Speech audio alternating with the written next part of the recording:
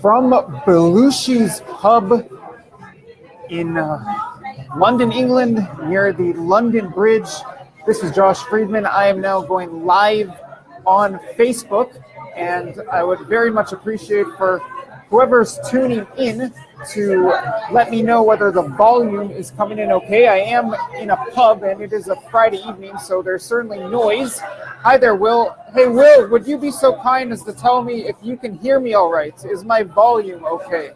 I would appreciate if you would leave a comment on that. Thank you very much. So yes, I am coming to you live from London, England. It's good, Will says. Thank you. Thank you very much, Will. I appreciate that. So it is 7 p.m. on a Friday night here in London. Yesterday I touched down in London, and when I touched down in the United Kingdom, I landed in my 30th country of the year, and I decided to bring to you a special Facebook Live on a Friday night in which I deliver to you the 30 lessons that I have learned from visiting 30 countries this year. And I'm very much looking forward to interacting with you throughout this broadcast, which I don't know exactly how long it'll go, but it could very well go for 30, 45 minutes maybe. We'll see if it's a little shorter than that, or dare I say even a little longer. I hope not. So before I kick this off with the 30 lessons that I have learned from visiting 30 countries this year, I would like to throw in as a caveat that there is a competition that is going to be part of this live stream. And what this contest is I will be giving away a free course. I have just come out with this brand new Nomadic Journalism Adventure Igniter course in which I bring out the explorer spirit in you, and together we'll see that you go from whatever kind of state you're in, whether it's in a cocoon or not, to actually going out into the world, landing in a new country, or walking across the border, which I have done sometimes. I don't always recommend that, but whatever it takes to get you to a new country and on assignment, whether you're either reporting or doing some brand building work, whatever it is, it's going to be a blast. And whoever can come closest to guessing the 30 countries that I have been in this year, and whoever submits that list, maximum 30 countries on the list, and you need to submit that list to my email, which is joshfriedman11@gmail.com by midnight tonight London time, which gives you just under 5 hours to get that in. And whoever does come closest to naming the 30 countries that I have visited this year will get a free Nomadic Journalism Adventure Igniter course. And just so you have a better grasp of what exactly that is, I'm going to leave a link in the comment stream right now to show you what exactly that course is. And I'm very pleased to see some of the faces who are joining me. Chris Wren, it is a pleasure to see that you're joining me on this broadcast. I miss you, dude. Sometime we need to reunite, and maybe London is the place. I remember back in the day when you were heading to London, and I was back in my cocoon in San Luis Obispo, California. Well, anyways, hey, Chris sends, hey, Josh. Hey, Chris, it's great to hear from you. Michelle, how are you doing? John, how are you doing? This is Osman, how are you doing? Osman, tell me where you're coming from. Are you still in beautiful... Where's Osman? Osman, are you in Turkey or are you traveling? Let me know. Osman lives in the beautiful city of Izmir, the once upon a time ancient Greek city that is now a Turkish coastal... Oh, I can't speak. A Turkish coastal gem. And I must say, since it's a travel broadcast, if you're looking for some gems out there, some hidden gems, I would say Izmir is one of them. Turkey is very overlooked right now from a travel perspective, considering all of the turmoil that's been going on there over the past couple of years. But I think things have calmed down there significantly over the past 6 months. And anyway, Izmir is a much different city than Istanbul, Ankara, and obviously the more rural parts of the country. I think most people who are tuned into this broadcast would very much enjoy a trip to Izmir. I'm just throwing that in. Yeah, Osman is in Izmir. So if you're going to Izmir, please hit up Osman. He's a tour guide, and on top of being a resident of the city. That's a shameless plug right there. As people slowly come in, I will get started. Although it's great to see and hear from you. Aldo is also a world traveler, and he can teach you a whole lot of things about travel, so you might want to get in touch with Aldo as well. And it's good to see you. Will says he'll be right back. That's okay. I am going to get started right now, and I'm going to kick off my list of my 30 lessons from visiting 30 countries in 2017 with one very important lesson. And can anyone guess what that is? Maybe. All right, I don't see any guesses. The very first lesson is you don't need a lot of money to do this. I will just come clean about this. Look, I don't make that much money. Granted, I am based in Bulgaria, where I'm spending less and less time nowadays, as you can see. But anyway, living in Eastern Europe, you can really you can live on the cheap. And then on top of that, there are so many incredible travel opportunities that come with being based in Eastern Europe. I have almost unlimited access to 10 euro flights. That's right, I flew from Sofia to London for just 10 euros. I'm going to fly back from London to Sofia for just 10 euros. I can bounce around Europe and sometimes even outside of Europe on these incredibly cheap flights, and that has a lot to do with selecting a home base. And I will be getting more into that as we go along with this list. Number 2 lesson is book the trip that you do not think you can afford. This is really a mindset shift. I was really stuck in my cocoon for a while once I touched base in Bulgaria. I had this mindset, this limited belief that I was kind of stuck in Bulgaria, that I really just would not be able to venture off into the world and see all these places because I wasn't making so much money and I only had the resources to really stay in Bulgaria and travel once in a while. But what happens is when you go ahead and book that trip that you don't think you can afford, those wheels start churning and you figure out how to afford it. Travel really brings out the survival instinct in you. It brings out, maybe I would even say, it brings out that adaptation in you. It's almost like it's biological. When you start traveling, you start running into hurdles, and you just figure out how to overcome them. And if finances are the hurdle, the primary hurdle, I really assure you that if you get out there and start traveling to some places that you don't even think you can afford, then you will figure out how to afford it. Now, I'm not saying to just book a trip to the Maldives tonight just for the heck of it, but book this trip that you can't afford and you'll figure it out. And the things that I'm going to continue on to on the list are going to help you figure out how you can afford it. This is really a mindset shift that I guess I could say I picked up on back in the day from reading Rich Dad Poor Dad, Robert Kiyosaki's famous bestseller, although it's really taken me years to really implement that shift when rather than saying I can't afford that, I start asking myself, how can I afford that? Number 3, here's a way you can afford things. Just, if need be, barter. Barter if need be. You don't even necessarily need money. This year in particular, but I've seen it elsewhere in the past, I run into people who are just living out of hostels. They're not from that country. They don't even speak the language. Like, I've met a friend who was living out of a hostel in Kosovo. He comes from Australia. I don't believe he's tuned into this broadcast right now. He is a fantastic traveler. He clearly does not speak Albanian. But look, barter if need be. So what I see with these people in the hostels who are being very resourceful, they come to a hostel and they say, look, I am at your service. You need me to work the night shift? I'll work the night shift. You need me to fill in at the desk when someone needs to go run an errand? I'll fill in at the desk. You need me to clean? I'll clean. And these people at the hostels more often than not say, sure, you can live here free of charge. That's one example of many of how you can exchange services for services or resources for resources while you're traveling. So the third lesson is barter if need be.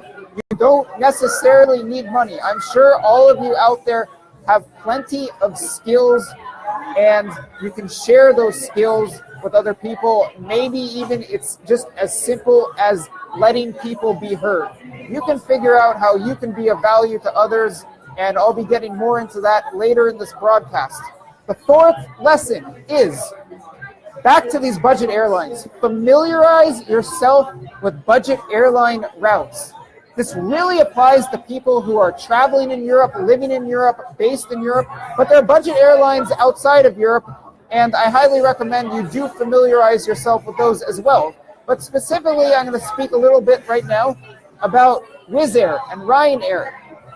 Wizz Air and Ryanair are the two airlines that really allow me to fly back and forth across Europe for prices as cheap as 10 euros. And today, in fact, I posted it on my Facebook earlier today. I saw flights that Ryanair is offering to major destinations in Europe, obviously from Europe to Europe, but to major destinations for just 5 euros. So if you familiarize yourself with the routes, and these routes are changing from time to time. So if you know, say you live in Sofia, Bulgaria, like me, and you know that Wizz Air flies to Kutaisi in Georgia, or maybe it flies to Berlin, or maybe it flies to London. If you familiarize yourself with these routes, then when something pops up in your life that allows you or enables you or demands that you go to a certain place, you'll know, oh, Wizz Air flies there. Oh, Ryanair flies there. And better yet, when they're having sale days, you'll really be ready to book. And that leads me into point number 5, which is more on these budget airlines. Point number 5 is some mailing lists are really worth signing up for. And those mailing lists that I really have in my mind right now are those cheap airlines. Granted, there's other stuff. I see some people running travel information sites that are focused on credit card miles or all kinds of things. Those can really be gems. And if you sign up for those lists, you might get a travel credit, a credit card that allows you to fly all over the world for free, not just from European destination to European destination. But likewise, if we're in Europe and we're signed up for the Wizz Air mailing list or the Ryanair mailing list, you're going to see these prices like I'm seeing today, how you can fly from major European destination to major European destination for just $5. And Ryanair and Wizz Air actually are not just flying within Europe. Last month, I flew from Budapest to Kazakhstan and back. It was a round trip for a whopping total of about $40. That's right. I think at most it was $42. Round trip ticket, Budapest, Astana, Kazakhstan. Which, by the way, Astana, if you haven't seen my photos, it's a futuristic city. It's an incredible tourist destination. It's a little cold there right now, but then again, if you go now, you can get a cheap Airbnb with an absolutely glorious view overlooking the presidential palace and the entire city center. So if you're interested in Astana, hit me up in a private chat or email. Number 6, the 6th lesson from my 30 for 30 series is an interesting one. Pay close attention here. Leverage currency fluctuations. And I'm going to say on that, as a subheadline, hold rising currency while traveling to destinations where there are devaluations. Speaking of devaluations, there was a major devaluation in Kazakhstan a couple years ago. Because of that, Kazakhstan became much more affordable for Western tourists. The locals took a bit of a beating. The price of oil went down. Their currency was devalued significantly, but for us, it made things a lot cheaper. Turkey, very interesting example. The Turkish lira has taken a beating over the past few years, I would say, it's really plunged against the euro and even the dollar. So the prices in Turkey have gone up, but compared to how much the lira has gone down, it's really not that significant. No, thank you. And you factor in issues that have sprung up with geopolitical issues, and you can, like me, book rooms overlooking the Sea of Marmara for just $20 a night in a nice hotel. So those are a couple examples of going to places where the currency is devalued. Ukraine, another great example that I've been to very recently. Russia's probably another good one. Now, how do you hold rising currency? Well, it's not so easy to do, but this year, if you're in Bitcoin, you're in luck. I don't even know what it's at right now. I heard it's approaching $8,000. Maybe someone can type that in the chat. I don't know if the price of Bitcoin has gone up to $8,000 yet, but anyway, Bitcoin started out below $1,000 this year. So I know people, in fact, there's someone in this bar right now who's traveling on Bitcoin, and he's traveling the world for free, essentially, because the value of his money keeps going up while he's traveling. Now, if you're not into crypto, that's okay. If you're, say, getting paid in euros, you're doing very well this year in general. If you're getting paid in euros and you're traveling to destinations where the currencies are being devalued, you're doing extremely well. If you're holding dollars, well, the dollar has been going down this year. But if you play it smart, if you go to Ukraine, if you go to Turkey, if you go to Kazakhstan, then you're going to be doing very well in this currency fluctuation game. Number 7, save your splurging for low-cost destinations. Now, I'm in London right now. London is not a place where I'm going to spend very heavily. If you can see, it says hostel right here. When I'm in London, I don't stay in the fancy hotel in central London. I'm not looking for a fantastic Airbnb. Because when you add things up, if you splurge in low-cost destinations, for instance, I just mentioned how I got that really nice apartment in Kazakhstan. I got this incredible hotel room in Istanbul, which is arguably a low-cost destination. Well, if you leverage that, and at the same time you try to keep your spending rather low in high-cost destinations like London, like Paris, like name that global city, then in the end your pocketbook is going to be sitting a lot prettier. Number 8, here's just a really quick, easy, cheap example, some way to save money. Eat out of grocery store delis. Grocery store delis can give you restaurant quality food at extremely cheap prices, especially in countries that are not that expensive. I shot a YouTube video about this a couple months ago. You can take a look at that if you want to hear more. Number 9. Now we're changing up. We're getting away from finances. Embrace others' cultures. Serbians love it when you like Serbian culture.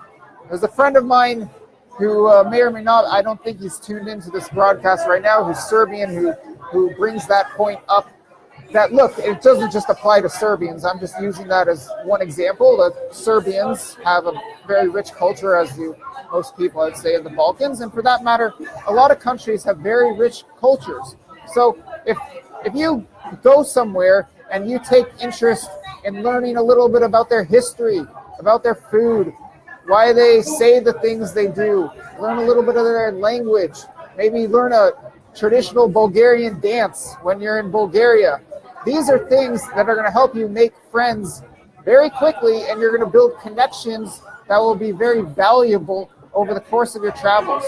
Number 10, playing off of what I just said, a little language learning goes a long way. Can you say good day in whatever language, in the language of whatever country you're visiting? That would be a very good start. Start with thank you. Start with please. Start with hi and hello, and you'll build up some more phrases. And if you can rattle off 5 words or phrases when you're going around, you're going to build connections, you're going to make friends, and they're going to be very helpful for you over the course of your travels. Number 11, speak to strangers and let this be your default option. I can't tell you how many great things have come out of me striking up a conversation with a random person, whether that be me developing a source in journalism, me making a friend who I later travel with, me building a business contact, me finding someone who I'm going to collaborate with on media projects. So much can come out of just speaking to that random stranger who you think might be interesting or intriguing. Granted, this can go wrong at times. I've run into some situations in which I should have backed off upon speaking to a stranger. And I think if you follow your gut, you'll be able to figure out whether or not to continue on this conversation or to just part ways. And follow your instincts. They should lead you in the right direction on that. Number 12, make use of your existing network. When I'm traveling, I leverage multiple networks of friends, acquaintances, fellow believers that I have. As a friend of mine from Los Angeles walks by in this hostel in London. For instance, I'm Jewish. If you didn't notice by the size of my nose and my last name. Yeah, I'm Jewish. So if I'm showing up in a new place like Sofia, Bulgaria, if I step foot into the Jewish community, I'm going to make a lot of friends very quickly, and they're going to help me out with you name it. When it comes to my politics, some of you may know that I'm libertarian. I'm not much of an activist at all anymore, but I do leverage this really powerful libertarian network that exists in Europe, and for that matter, worldwide, in order for me to build up sources, make connections for travel, do all kinds of things. Those are just a couple examples of leveraging networks that you already have. Number 13, back to saving money. Trains, planes, and buses can double as bedrooms. I very often find myself sleeping on buses, trains, and planes. And if I'm not sleeping, I'm usually working on them. So I try not to let any hours in the day go to waste. Sometimes I'm better at that than others. But if you're taking a lot of night trains or night buses from destination to destination when there's a gap of, like, say, 7 hours, 8 hours, 10 hours, when there's that much time, then it allows you to kill two birds with one stone. You get to sleep, and you don't have to pay for accommodation that night. You don't have to pay for a hotel, a hostel, an Airbnb, you name it. 14, travel just with hand luggage, and you will feel the freedom.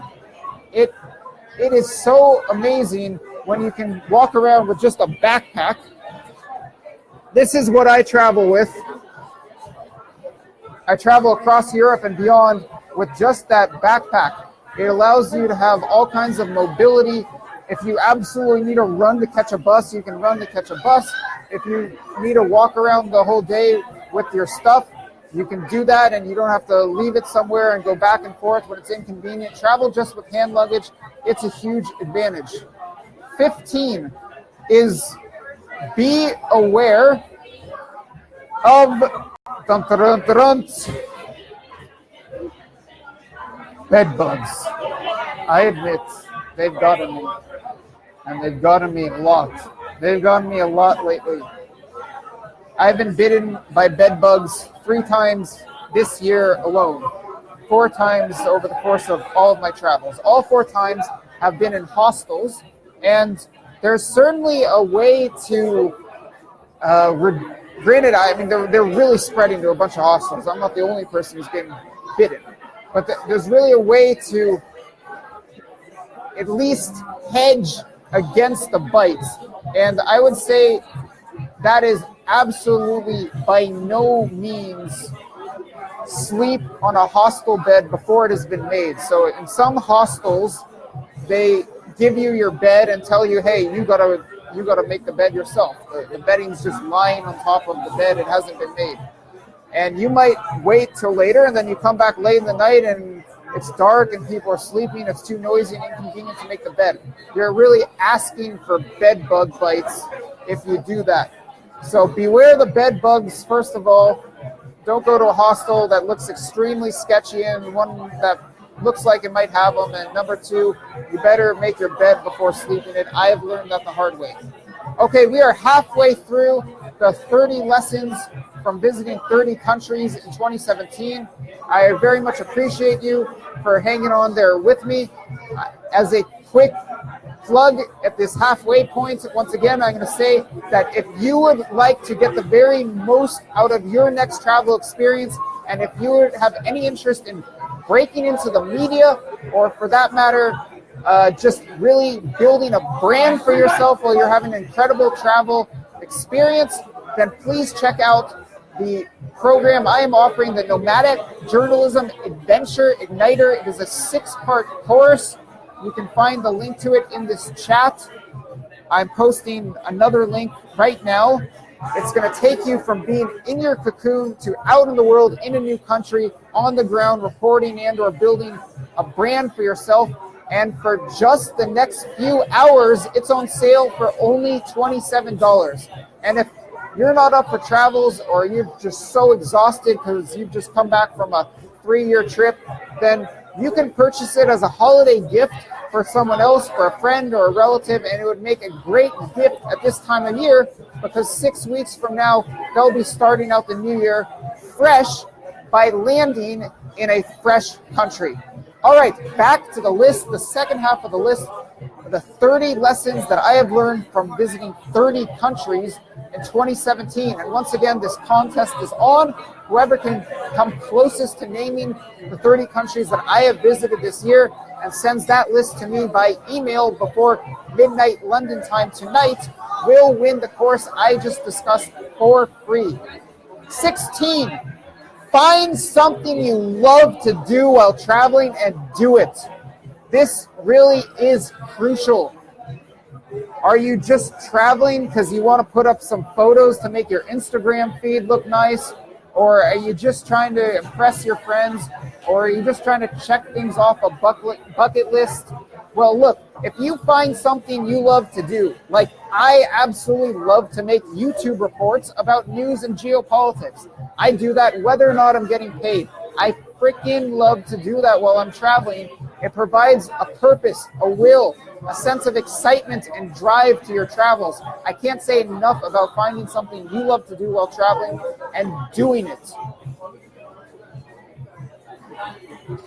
Number 17, build up a body of work. It will pay someday. Just before I went live, I got a message from some editor from a publication in Southeastern Europe, I believe, who wants me to work for him. Look, this is happening more and more nowadays. I've built up this body of work with my YouTube videos, my reports on freemanpost.com, my reports on Bulgaria Analytica, all over the place. I've put out reporting and writing and videos and commentary and blogs. And look, it's attracting interest from people who want to pay me to produce media. So the same goes for you, whether you're in journalism or not.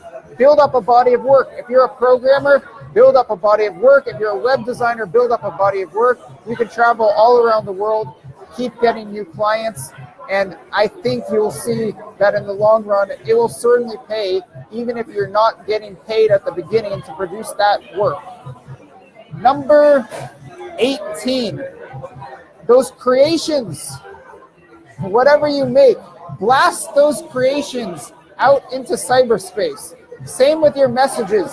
If you have a message to convey to the world, blast it out into cyberspace. Leverage social media. Use Facebook Live if you need to. Use Twitter. Start a WordPress site.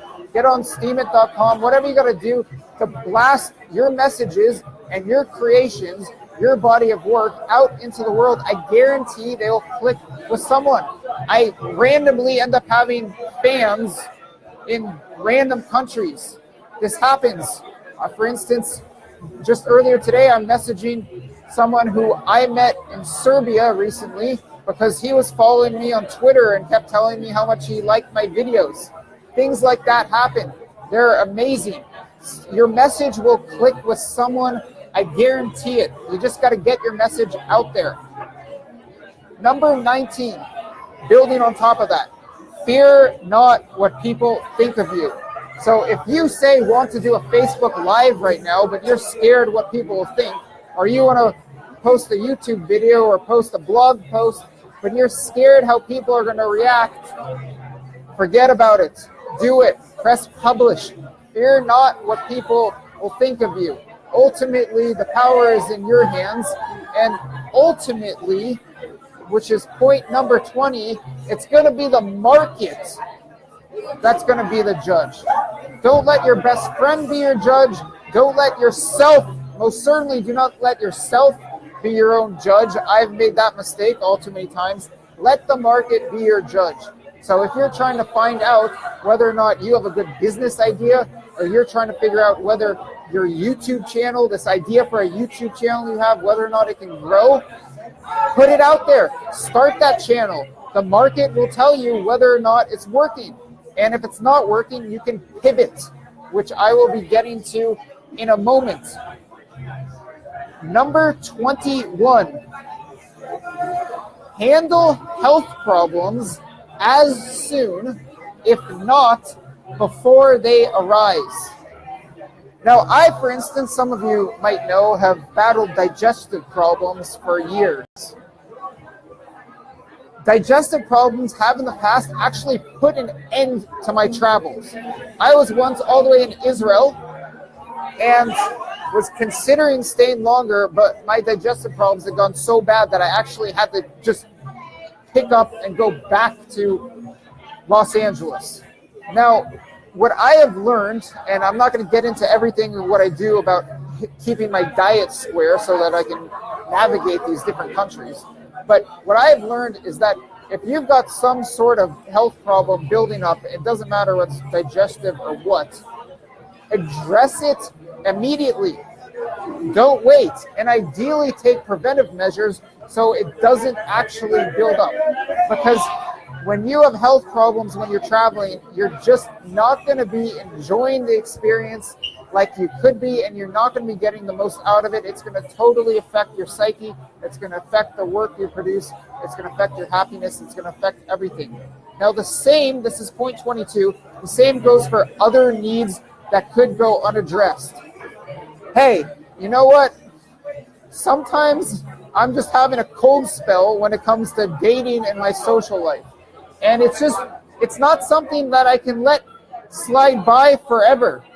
You know, we're social beings, and if I'm totally focused on work and I'm not ever communicating, or at least in a social manner, in a happy, friendly manner, communicating with other people, if not women I like, then things are going to deteriorate. Just like if my health goes down, my psyche goes down. If I don't address other needs, then my psyche is going to go down, and it's going to affect my travel and my performance on my travels.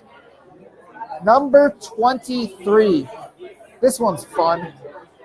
In the morning, just pop out of bed. I'm not saying you need to get a certain number of hours of sleep. I'm not saying you need to prioritize sleep or not prioritize sleep. I don't like to sleep all that much while I travel. I mean, I hear it's healthy and it's detrimental to your health, so experts say if you get less than 7 hours of sleep at night. Well, I'm really excited if when I'm traveling, I get 6 hours of sleep and I just pop out of the bed in the morning with excitement over what I'm going to do to start the day. And regardless of whether I got 12 hours sleep or I got 5 hours sleep, and sometimes significantly less, which I don't recommend, but it happens. Look, it happens. Regardless of how much sleep I got, if I pop out of the bed in the morning, that really gets me moving. It's just a big adrenaline rush to a part of the day in which often we're very lazy, and it just starts giving you some momentum, and that momentum builds up and builds up. Okay, number 24. When you're in a major rut, as I alluded to before, pivot. When you're in a major rut, and this could be anything. This could just be you're depressed. This could be you suck at work. This could be your finances are all screwed up. This could be you don't know how the heck you're going to even find a place to sleep tonight. It could be all kinds of things when you're traveling, because when you're traveling, all kinds of things pop up. So when you're in a major rut, pivot to something else that is productive and then keep progressing. So say I'm making YouTube videos about the Balkans and no one cares. They just don't care. I'm putting out videos about the breakup of Yugoslavia and Balkan history, and no one cares.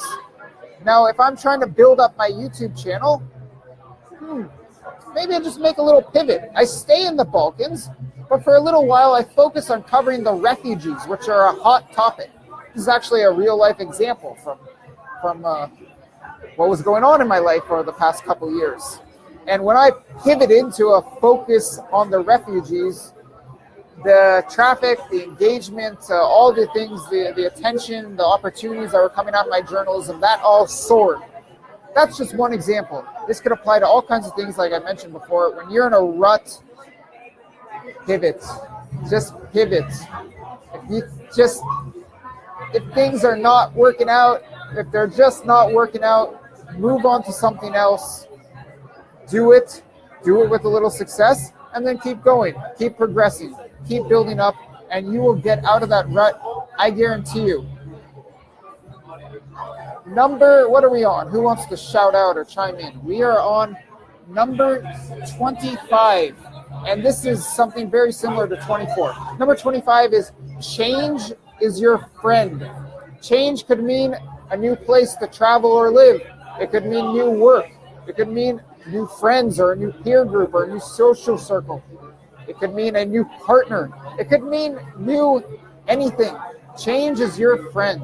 When I moved to Sofia, Bulgaria, I landed in a country that I had never been to before. I knew pretty much no one. That was the freshest moment of my life. And out of that change came pretty much everything that has catapulted me to where I am right now, where I'm traveling to 30 countries in a single year. Change is your friend. Make use of it. Number 26. Find the opportunity that underlies every problem. So, look, you're struggling with something. Things just really go wrong. Like say maybe right now, I've only got 4 people, it says, tuned in watching me right now. That's a problem. Well, I have an opportunity once this Facebook Live is over to learn, A, what I did wrong and what I did well, and to keep doing what I did well and what I did wrong, and also B, to then blast it out to everyone and really make use of the Facebook Live after the fact. That's a real live example during this Facebook Live. We're going to run into problems all the time. I guarantee there will be opportunities that emerge from those problems. Seize them. Number 27. I discussed this a little bit earlier when I was talking about bartering. Ask yourself how you can be of value. We are always exchanging goods and services.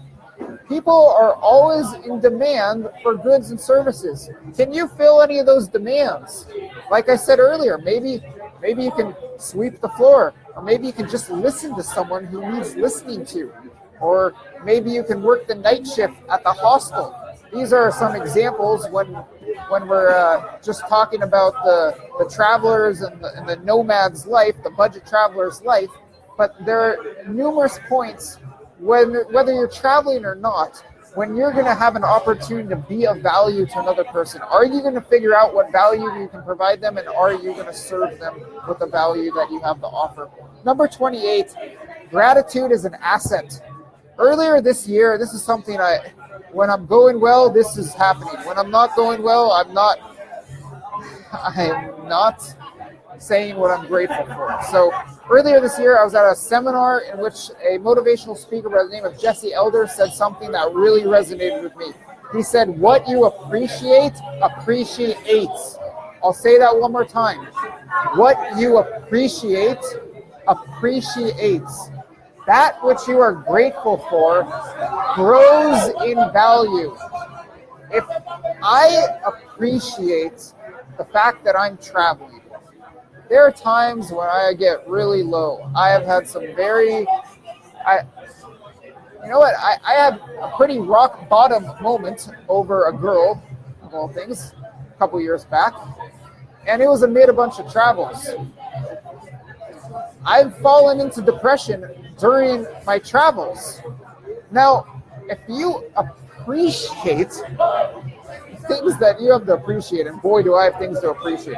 I'm traveling to 30 countries a year. I'm in London right now. I'm in all these historic places. I'm witnessing world events. God, do I have things to appreciate. And when I am appreciative of these travel opportunities I have, this international lifestyle that I have, it only grows and grows and grows.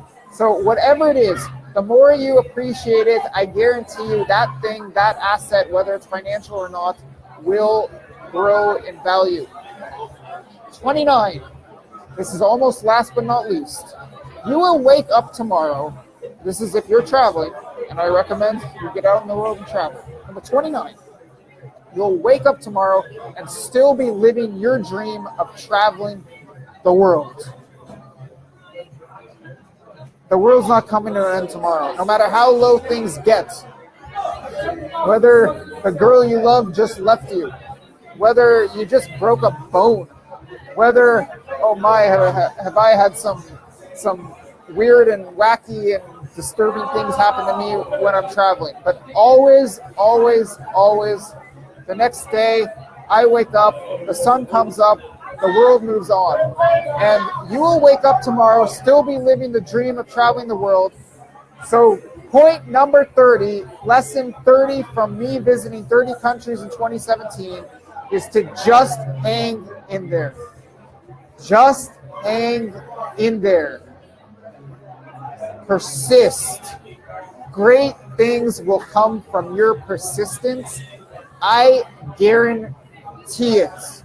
I thought that I was going to be in Bulgaria for just 1 year and that I would only travel to maybe one country or two, hi there, while I was in Bulgaria. Well, 3 years later, I'm still based in Bulgaria.